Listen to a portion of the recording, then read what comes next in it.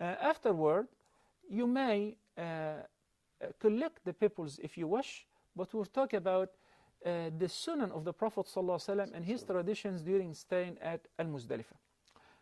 Al-Muzdalifah is a plain, is a huge land that falls between Arafah and Mina on the way towards Mina.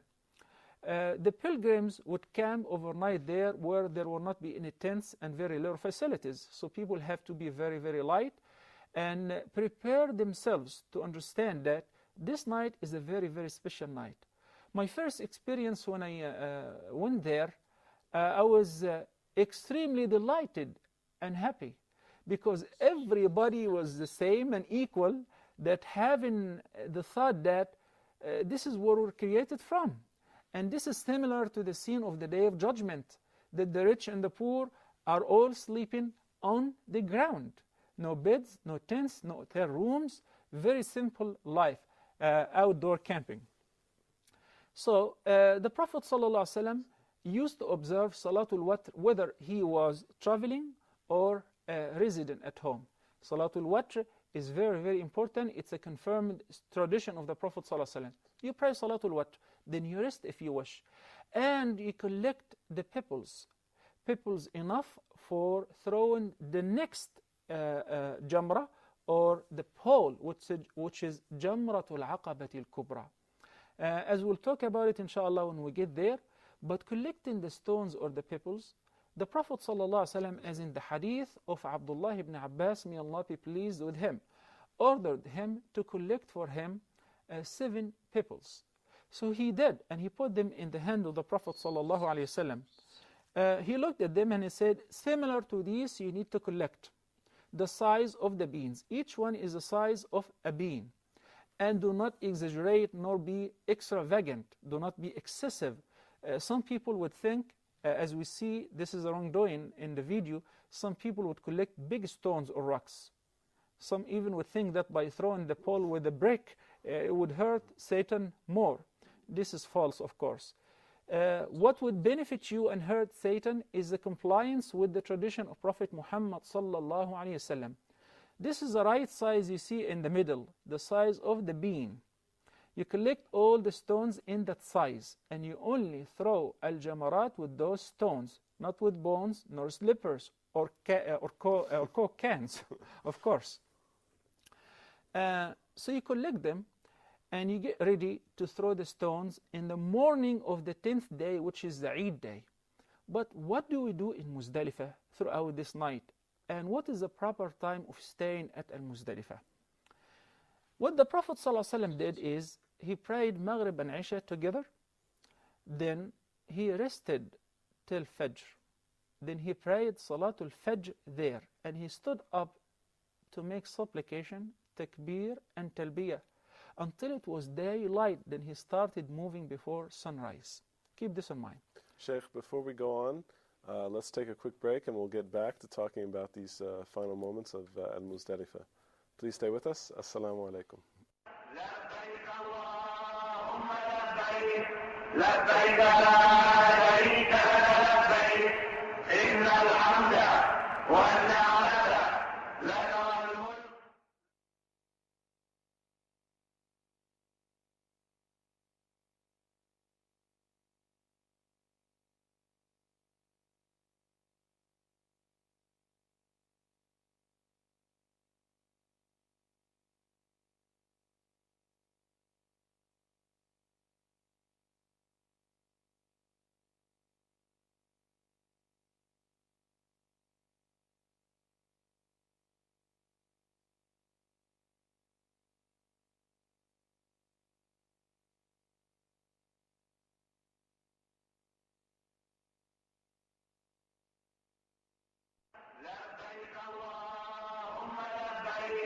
لبيك لا شريك لبيك إن الحمد.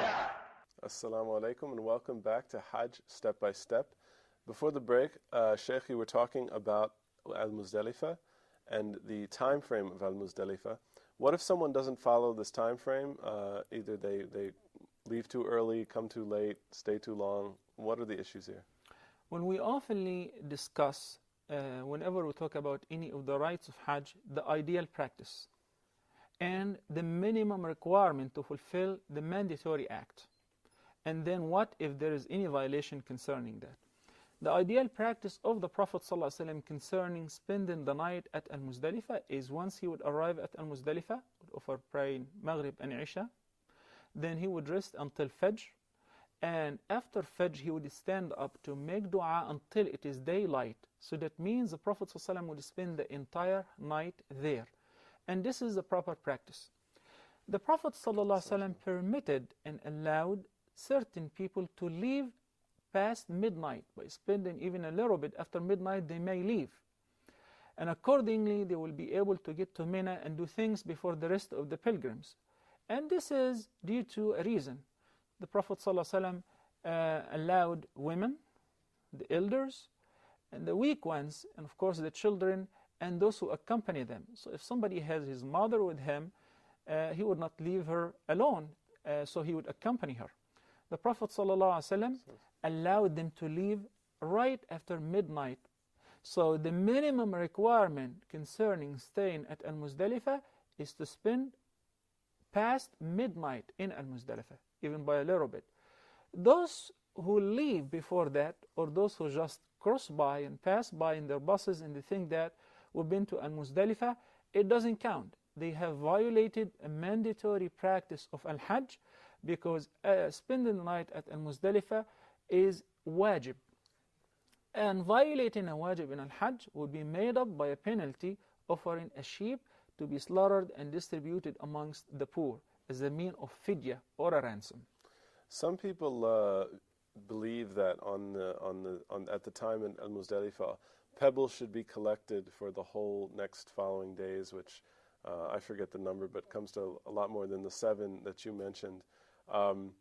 Is this appropriate practice? Maybe people think, with 3 million pilgrims and so many pebbles are needed, I better get them before they run out? Well, I would like to remind myself, you and our viewers, with the statement of the Prophet ﷺ, which he advised his companions during his last Hajj, his farewell Hajj, where he said, sallallahu alaihi wasallam, خُذُوا عَنِّي مَنَاسِكَكُمْ فَلَعَلِّي لَا أَحُجُّ بَعْدَ عَامِكُمْ هَذَا. Copy me exactly in the rites of Hajj. Take the rites of Hajj from me, since I might not perform Hajj after this year. So luckily, the companions of the Prophet ﷺ recorded exactly every move that the Prophet ﷺ took and everything that he did.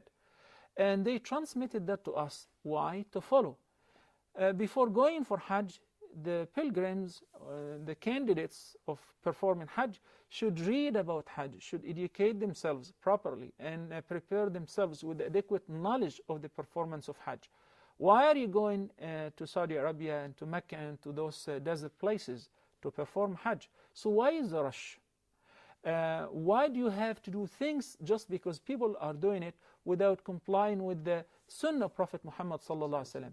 Those who are collecting so many peoples, 72 peoples for the next 3 days, this is against the Sunnah and the tradition of Prophet Muhammad sallallahu alaihi wasallam. What he commanded Abdullah ibn Abbas is to collect for him 7 peoples for the next morning, which is the Eid day, to throw only 1 jamra, which is Jamratul Aqaba. If a person collects maybe a few extra, just in case if he drops 1 or 2, it's permissible. But to occupy yourself and panic, and you have to collect more than that and fill bags, there are peoples everywhere. Do not worry about it. Well,